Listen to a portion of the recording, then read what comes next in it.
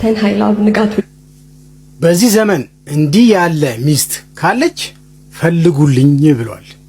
እስቲ ምን ብላ ይሆን አብረን እንሰማዋለን ማለት ነው። ራንሶን ባል አድርጌ ስቀበል ቤተክርስቲያን ለክርስቶስ እንደምትገዛ ወይንም በቀድሞ ዘመን ቅዱሳን ሴቶች ለባሎቻቸው ጌታዬ እያሉ እንደተገዙላቸው ልገዛልህ፣ ላከብርህና በሚያስፈልገው ሁሉ ምቹ ረዳት ልሆንልህ፣ በህይወቴ ዘመን ሁሉ በፍርሃትና በታማኝነት ባንተ ብቻ ጸንቼ ለመቆም ሁሉም በህይወት በሚጠብቅ በእግዚአብሔር መልካሙን መታመን በመሰከረ በጌታችን በኢየሱስ ክርስቶስ በቅዱስ መላእክትና እዚህ በተሰበሰቡ ምስክሮች ፊት ቃል እገባልሃለሁ። እውነትም እንደዚህ ቃልዋን የምትጠብቅ ሴት ካለች ለኔም ፈልጉልኝ ባካችሁ ፈልጉልኝ። እንዲህ በጣም ከባድ ንግግር ነው አባቴ። ለማንኛውም ተመችቶኛል። ከተገበረችው ጥሩ ነው።